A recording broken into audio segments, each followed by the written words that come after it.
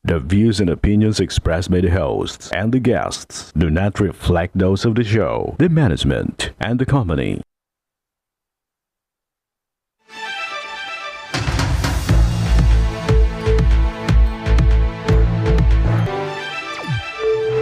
Magandang hapon sa iyo, partner, at live na live po tayo ngayong araw ng Martes para magbigay ng serbisyo publiko. Magandang hapon sa iyo, partner. At syempre, magandang hapon po sa ating mga masugid na taga-subaybay. Live po tayong napapakinggan sa 90.3 Radyo Uragon, Sorsogon, 88.3 sa Catanduanes, 90.7 sa Legazpo City, at live na rin po tayong napapanood sa ating YouTube account. Umpisahan na natin, partner, ang pagbibigay ng serbisyo publiko. Kasama natin ngayon sa studio si Mary Princess Tamayo, ang ina ng 3 taong gulang na may sakit na global developmental delay.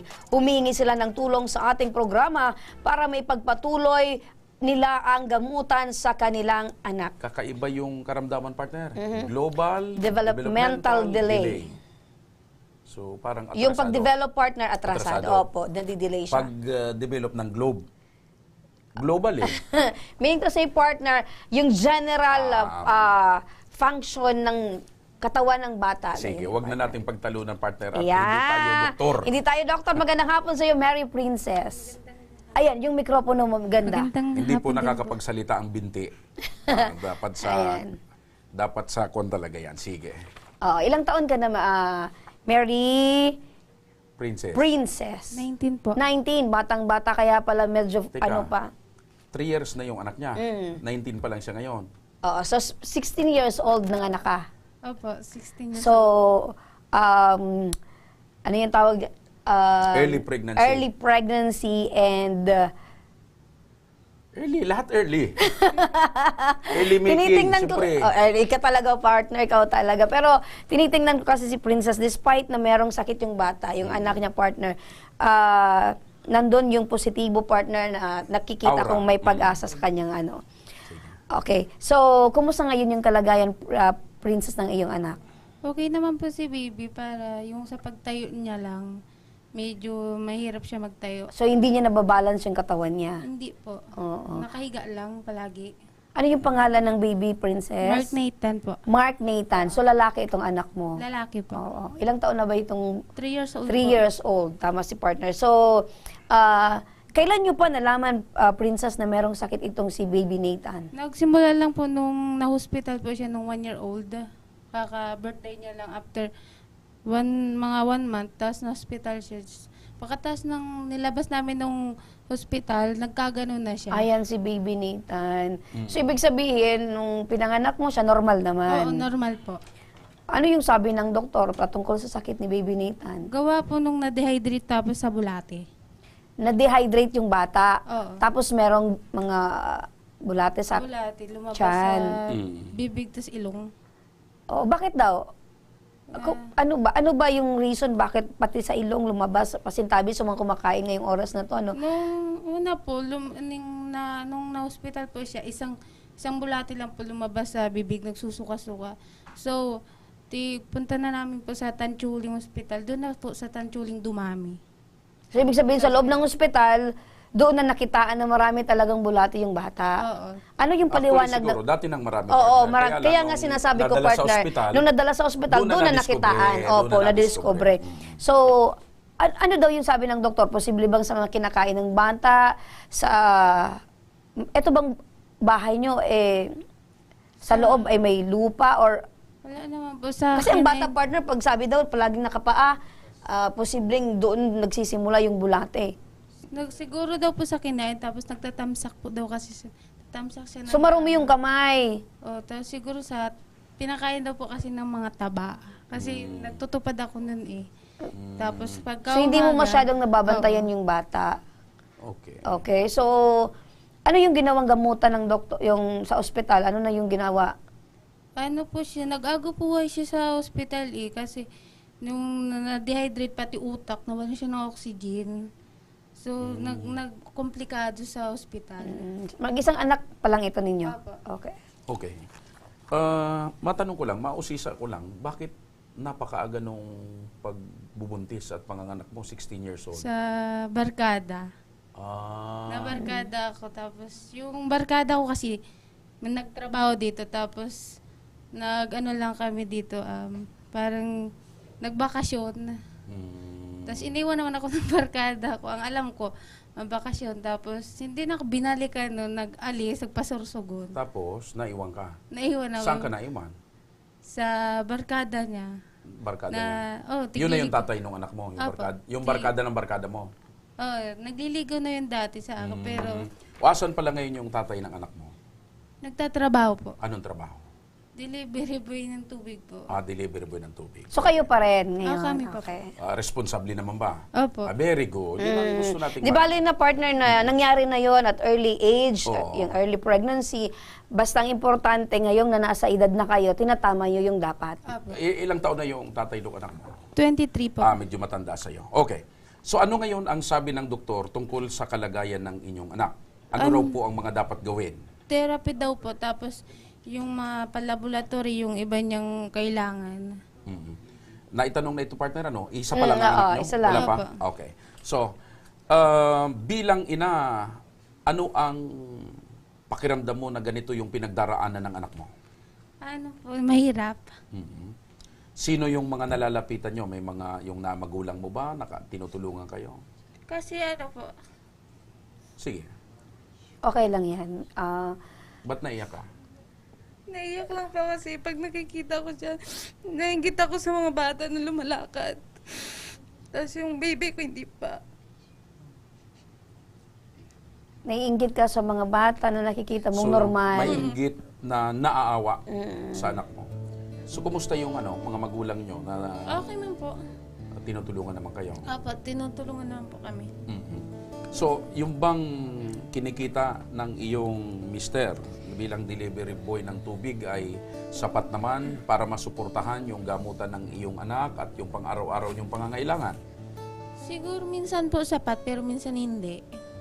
Kayo, may nagtatrabaho na rin kayo, hindi? Dati, pero naghinto po kasi Pakilapit lang po. tig priority ko po yung pag-alaga sa baby ko. Ayun. May So, gusto ako partner itanong sa Sige. kanya partner. Ganito kasi ganito yung nangyari sa anak niyo, 'di ba? Merong sakit. Pumasok na ba sa isip mo na sana hindi na lang ako muna nagbuntis sa maagang edad, sa murang natuto ko, edad. partner. Kaya nga naitanong ko sa kanya kanina kung bakit maaga siyang kasi medyo nagtaka ako. Meron bang ganon? Tapos siya, partner, siya naiinggit siya na nakikita niya yung mga Mga bata normal na na bata. naglalakad. Ito namang mga katabi ko rito, naiinggit sa kanya kasi siya may anak na. Sa 16 years old pa lang may anak na. Eto, mga 23, 24 wala pang na, anak. wala pang mga anak. Kayaan mo sila partner, darating din yan sa kanila. Pero tinatanong ko, sabi mo, merong pagsisisi. Meron po. Pero kung maibabalik mo yung, or may tatama mo yung panahon, Siguro po nag-aral ako mabuti nun. Kasi nag-aral pa ako nun eh. Anong year? Grade 9. Grade 9 imagine. ka. Nung mabuntis ka, grade 9. Apa. kaya ko yun natatanong sa kanya partner kasi marami tayong tagapanood ngayon na bata Kasi- pa, kasing nasa edad niya. murang edad pa, pero ganun. Kaya, kung So ngayon, hindi ka na nag-aaral. Hindi na po. Natigil na talaga. Natigil. Saan ka dati nag-aaral? Last na pag-aaral ko dyan sa Gugon, grade Okay. 10. So, yung bang pagbabarkada, nagkahilig ba kayo sa mga inom-inom, gano'n?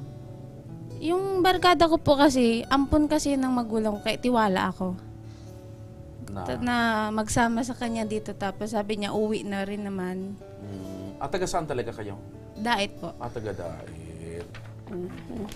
so, sa mga nanonood partner, no, dapat Magsilbing magsilbing leksyon ito at gabay na nakikita si Princess na siya ay merong pagsisisi na dapat ay nag-aral ka nung mga panahon na yon at hindi Ng barkada. ng barkada. Pero nandito ka ngayon, Princess, ano yung Para sa pinakakailangan kanyang mo? anak na partner. Opo. Para na sa kanyang anak. Opo, sa anak ko po. Para sa anak mo. Opo, sa anak tao sa laboratory pang therapy niya. Okay, laboratory at pang-therapy. Eto partner, para mabigyang solusyon ang kanilang problema, makakausap natin sa linya ng telepono si Miss LB Sedanyo, ang coordinator ng Ako Bicol Party List. Magandang hapon, Miss LB. Yes po, good afternoon. Apo, Miss LB, napakinggan natin si Princess. Ano po yung maaari nating maitulong sa anak niyang si Baby Nathan? Papuntayin na po dito sa akin sa Table 4, Malasakit Center. Once po na check up na sila doon sa rehab natin. Meron kasi tayong yung rehab para sa mga developmental delay. Libre lang po yan. Dalhin po nila sa akin yung charge slip, barangay indigency, and medical certificate. So, ibig sabihin pala nito, Miss LB, sa ganitong mga uri ng sakit, Meron dyan. meron po tayong specific na center or kaya unit para doon sila ay dalhin. Yes po, meron tayong rehabilitation center para sa mga batang ganyan, para makorek yung kanilang behavior or yung kanilang paglakad. Opo. Kasi So, mahirap sila turuan kasi nga Delay. delay yung developmental growth opo. nila. So, Ma'am LB, pag pumunta ba itong nanay at saka yung baby or yung mag-anak na ito dyan sa inyo, wala na silang alalahanin yung mga laboratory at saka yung babayaran doon sa development center? Ay, Sabi sagot na. na po ng Ako Bicol. Yes po, dahil na sa Ayaw! akin yung charge slip, medical certificate, and certificate of indigency, nililibre po natin sila. Opo. Ate LB, alam ko po ay nasa tama ka ng edad at bilang nanay, baka meron kang mensahe or advice para kay Princess. Go ahead. Ay nanay, para sa nanay ng bata, lakasan niyo lang ang loob niya. Kasi lahat naman ng pagsubok malalampasan nila yan. And then yung bata, dapat tutukan natin. Yan. Ayan, tutukan. Bigyan ng tamang atensyon. Opo. So with that po, Miss LB, no, papuntahin na lang po Importante namin yung dyan. partner, yung paalala ni Nanay LB na dapat yung bata ang tutukan. Kasi kung minsan yung mga tata, yung nanay lagi ang tinututukan. Kagaya ng mga ginagawa mo, partner. Lahat ng bagay tinututukan mo, partner. Miss LB, maraming salamat. Ano, pupunta na lang po ito si Princess dyan po sa inyong tanggapan para po ay matulungan po natin siya. Yes po. Okay. Maraming salamat sa inyo, Mabuhay! Ma'am LB, ang coordinator ng Ako Bicol Party List. Ang Ako Bicol partner ay katulong na. Kakampi pa. O, Princess, napakinggan mo si Miss LB. Wala ka nang dapat alalahanin. Sagot na ng Ako Bicol itong pagpapatherapy, itong laboratory, basta sa loob ng BRHMC. At merong center doon para sa ganyang sitwasyon ng anak mo. Maraming salamat po Ang sa kailangan mo na lang gawin, pumunta ka doon sa table 4, kasama na yung anak mo para at saka yung certificate of indigency. Ang sinasabi ni Miss LB na tutukan mo, dapat meron kang oras. Hindi na nga siya nag-aral partner. Kaya, Talagang tinutukan niya. Bigyan mo ng oras itong pagpapatherapy sa bata. At least, sabi ni Miss LB, para yung behavior ng bata ay matutukan Maayos. din. Apo. So, Maraming kumusta ka salamat ngayon? po. Okay po, masaya po kasi natulungan po yung baby ko na matpa-therapy. Tas Ano ang mapagamot. masasabi mo sa palatuntunang ito at kay Congressman Saldico ng Ako Bicol Party? Pero bago yan, partner, Meron pa? baka makalimutan Ayun, ko, partner. meron ka pa pala Tanggapin mo rin itong financial assistance mula sa aming programang Ako At Bicol Tabang maliban Oramis. dyan, may padala pang Food pack. Kahit hindi na Pasko, mayroon pa. Oo. Regalo pa rin yan ang palatuntunang ito. Para Isama sa mo na rin yan. Oo. So anong masasabi mo sa palatuntunang ito at kay Congressman Saldico sa Ako Bicol Party List? Maraming salamat po kasi napakabilis po yung pagtulong sa amin. Tapos nagpapasalamat po kay Saldico na natulungan po kami ng baby ko sa pagpapagamot po. Naniniwala ka ba talaga ng Ako Bicol ay laging naandyan para tumulong sa mga nangangailangan? Opo, naniniwala pa ako kasi napakabilis pa ng pagtulong sa amin. Ayun, partner. Alright. At ano ang advice mo sa mga kabataan na, lalo na yung mga 16 years old ngayon? Sa kabataan po, wag silang masyadong magbarkada. Tapos isipin po nila yung pag-aaral muna. Kasi yung pagbabarkada, minsan bad influence po kasi. Yung mga barkada naman na iba, maganda magbarkada sila sa tutok mag-aral kasi may influensyan din sila ng pag-aaral. Opo. At dapat lagi makinig sa mga... Magulang. Ayun. Ayun. Mga ka-aksyon sa pagbabalik, partner, ng Ako Bicol Tabang Ora mismo. Isang overseas Filipino worker sa Saudi Arabia natapos na ang kontrata, hindi raw makauwi sa bansa dahil ayaw bigyan ng exit visa ng kanyang amo. Ang kanyang problema, ora mismong aaksyonan. Kaya wag kayong bibitaw dahil magbabalik pa ang Tabang Ora mismo.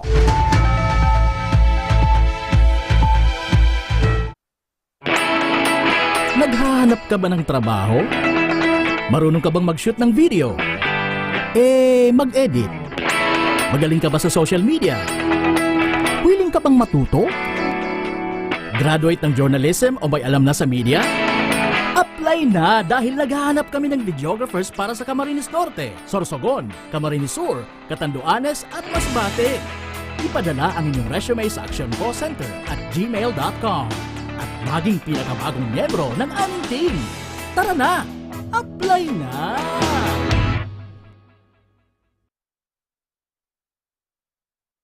Daan-daan na po ang mga nakapagtapos at may mga kanya-kanya ng propesyon. Sa kanilang pagpupunyagi, walang masidlan ang kanilang mga ngiti. Yun at sa Gabos, nagpapasalamat po ako sa AKB. Gusto ko lang po magpasalamat sa Ako Bicol sa opportunity na tigtatao po arag po sa kuya na estudyante. Dahil naandyan lang, katuwang lagi. Ako Bicol, katabang na, kasurog pa. Hindi rin nagpahuli sa pagtugon sa mga pangangailangan ng ating mga healthcare workers at mga frontliners. Sa simula pa lang nitong pandemya, hanggang sa ngayon, walang humpayang pagtulong. Ay, nagpapasalamat po ako sa pagtaunin tabang hali sa Ako Bicol Party List. Papasalamat kong dakula sa duwang congressman. Tayo nakakatabang sa miya sa gabi. Maaasahan, Ako Bicol, katabang na, kasurog pa. Tucked away in the province of Albay, known for its perfectly shaped Mayon volcano, Misibis Bay Resort, a locally owned 5-hectare private island resort. The resort is ready for all those looking to balance tranquility and adventure. This tropical destination is where guests can either choose to relax under the palm trees or have an adventure under the sun. It features modern and luxurious rooms and villas, recreational facilities, and sophisticated services.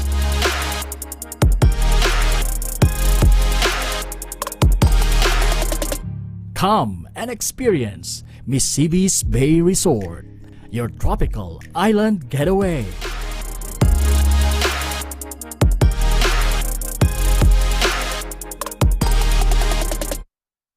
Problema sa tubig, agarang binigyang solusyon.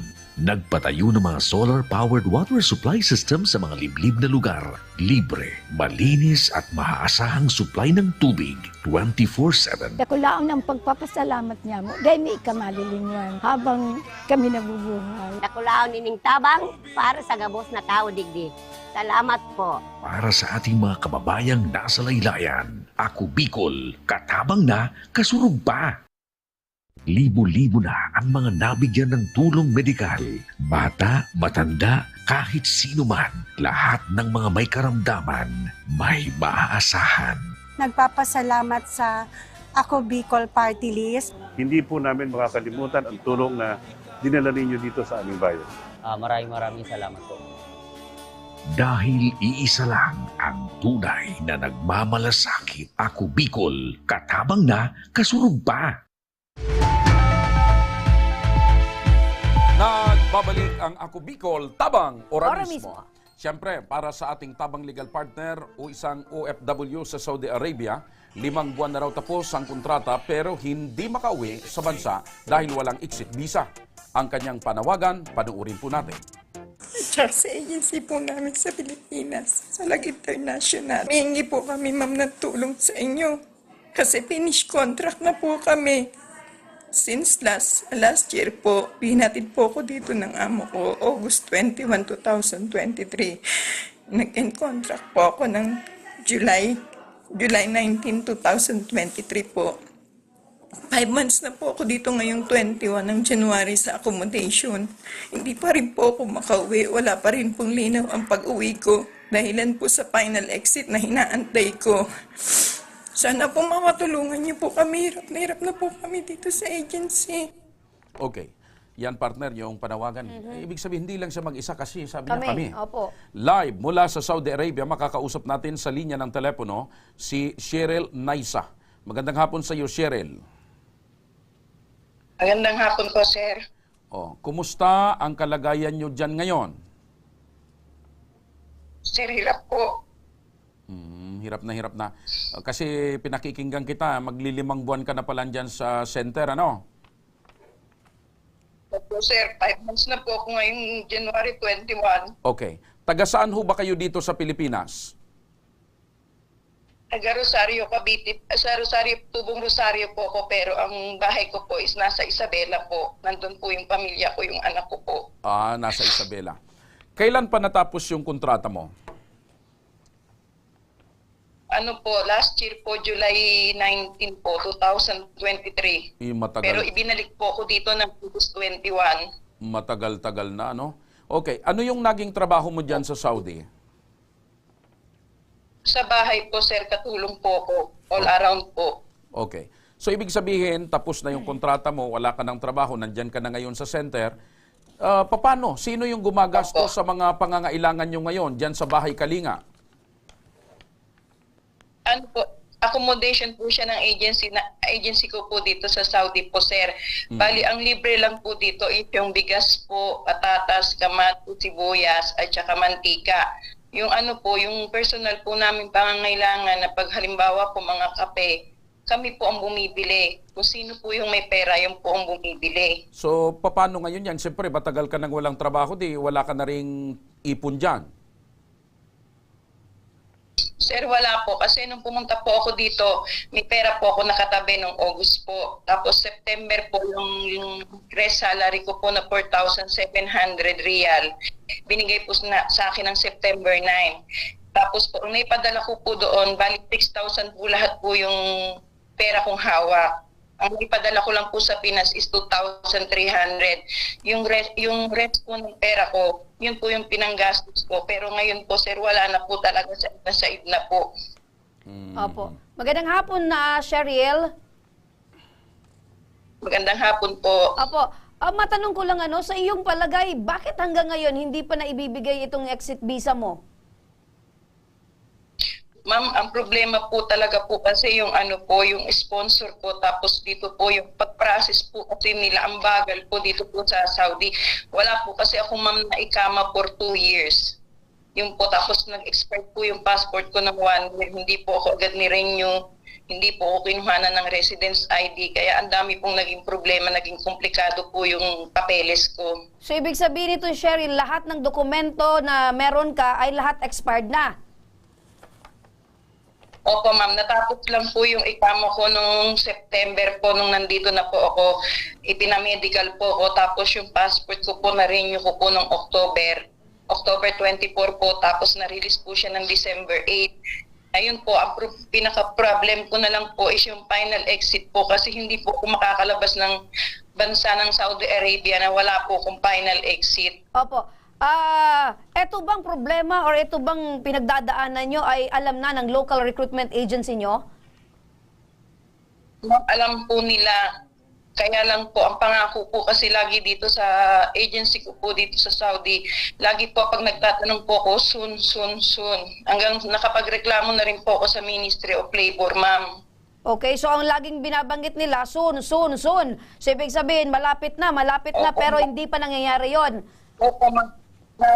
Last year po, tinanong ko po sila kung, kasi gusto ko po talaga makauwi, makasama ko po yung pamilya ko ng Pasko at bagong taon, ma'am.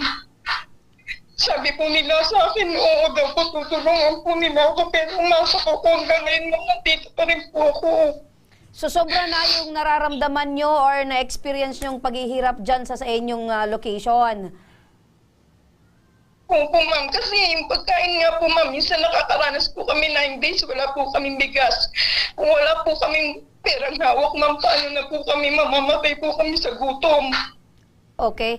Eto, Cheryl, para malaman natin kung ano yung dapat na aksyon or gagawin na aksyon, nakapanayam namin ang local agency at ayon sa kanila, bigyan daw sila ng 1 linggo para ayusin ang papel ni Cheryl. Naku, soon. Soon. Ang problema, simula pa nung September, sinasabi kay Cheryl, soon.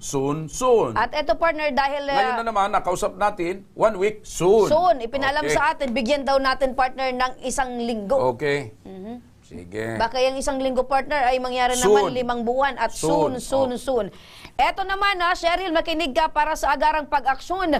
Makakausap natin sa kabilang linya ng telepono si Attorney Sherilyn Malonzo, ang Director ng Operations Center ng Overseas Workers Welfare Administration. Magandang hapon po, Attorney Malonzo. Magandang hapon po. Opo, attorney, sa ganito pong sitwasyon, dahil sobra na po ang paghihirap na dinadanas po ng ating kababayan dyan po sa Saudi Arabia, may pananagutan po ba ang agency nila Cheryl dito po sa pangyayaring ito? Okay, pag finish contract na po kasi, it's the obligation of the PRA po o ng agency po sa Pilipinas, no? And even the FRA, the counterpart, at ng employer na pauwiin na po yung ating OFW, etong si Cheryl. So, yun po, yun ang kanila po obligation. Kasi based on sa database po kasi, 2 years po yung kanyang contract and then na-deploy po siya noong July 13, 2021. So, dapat po, nakauwi na po siya noong last year pa po, no, ng July 2023. So, ang gagawin po namin is that tatawagan po namin yung kanyang agency, ganun din po yung aming welfare officer po sa Jeddah po, sa NWO Jeddah, para to ensure po na nakita ko rin po kasi rito may requested po siya na parang expired yung passport niya po. So na-renew na po ba yung passport para at least kung babigyan na ng exit visa po, mabubuk na rin yung flight? Matanong natin si Cheryl, Cheryl, na-renew mo na ba itong passport mo? Opo, ma'am. Na-release na po siya nung December 8 pa po, ma'am. Okay. Okay. So, Attorney Malonzo, updated daw po yung passport ni Cheryl? Okay po, yung unpaid salary po ba nabayaran na sa kanya po ng employer? O sige, tanungin natin uli. Cheryl, lahat ba nung salary, yung bang sweldo mo, nabayaran na ng amo mo?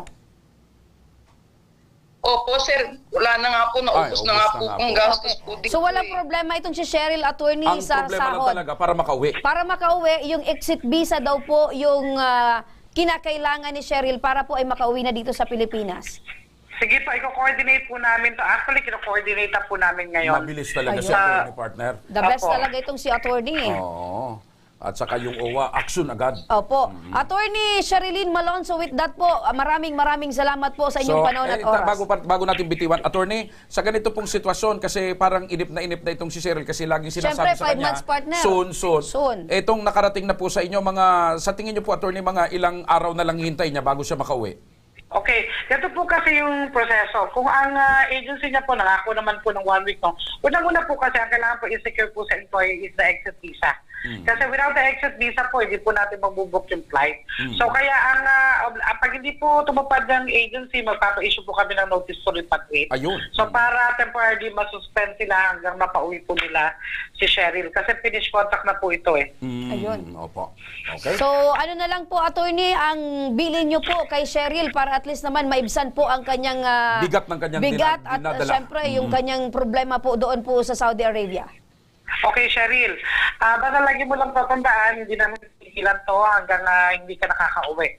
We will closely monitor this and ensure na kikilos lahat ng agency mo para ikaw ay mapauwi na. Ayun! Opo. Kikilos lahat ng agency ni Cheryl. Maraming salamat po, Attorney Malonzo. Talaga po namang napakabilis ng inyong pag-aksyon sa inyong tanggapan. Mabuhay po kayo, ma'am. Thank you so much po. Welcome po. Ayun, napakabilis talaga partner ni Attorney Cheryl. Balikan natin si Cheryl. Cheryl, narinig mo yung sinabi ni Attorney Malonzo. Ngayon pa lang, nakausap natin siya, ay kino-coordinate na nila doon sa local agency mo at kino-coordinate na rin doon sa tao nila sa Jeddah para maayos yung mga dapat na ayusin para makauwi ka sa Pilipinas. Salamat po, sir. Sana po, sir. Okay. Gusto ko na po talaga makauwi. Oo, magbilang ka na lang ng araw, Cheryl. Sabayan mo ng panalangin. Oo, kasi ang sabi ng agency mo, bigyan ng 1 linggo. At hindi titigil yung opisina ni Attorney Malonzo na ito ay tutukan at talagang mapapauwi ka dito sa Pilipinas, Cheryl. Salamat po, sir. Miss na miss mo na ba yung... Salamat sa tulong. Miss na miss mo na ba, Cheryl, yung pamilya mo?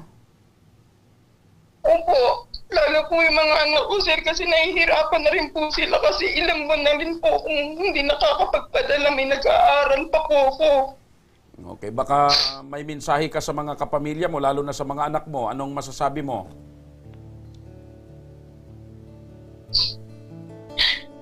Kunting tiis na lang na makakasama ko na rin kayo. Salamat sa oras, sa ako tabang Bicol Ora mismo. Maraming salamat po sa inyo sa pagtulong niyo po sa akin. Oo, nababanggit mo, Cheryl, na gusto mo na sanang makauwi Nung dahil Pasko. nung Pasko gusto mong makasama yung pamilya, Nung nung New New Year. Year. Kumusta naman po yung New Year mo dyan? Malungkot.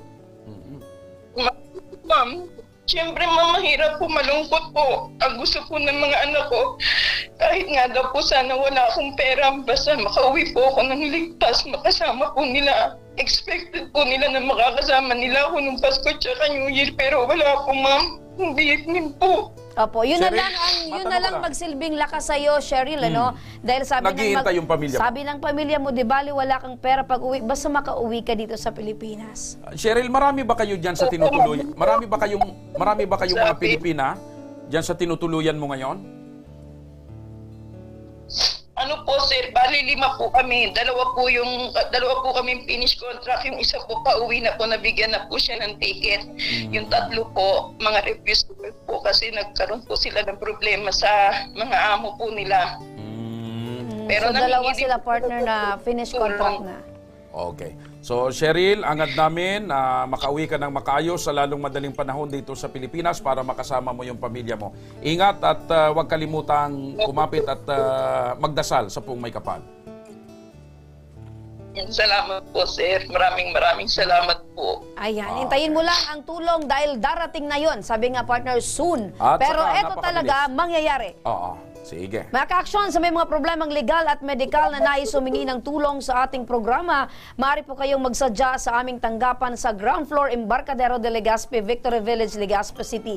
Bukas po ang aming tanggapan mula Lunes hanggang Sabado, alas 8 ng umaga hanggang alas 5 ng hapon. Sa mga nasa Metro Manila naman po at kalapit na lugar, maaari rin po kayong humingi ng tulong sa Action Co Center sa North Wing ng Batasang Pambansa. Magpunta lamang po kayo tuwing araw ng Lunes, alas 8 ng umaga hanggang alauna ng hapon.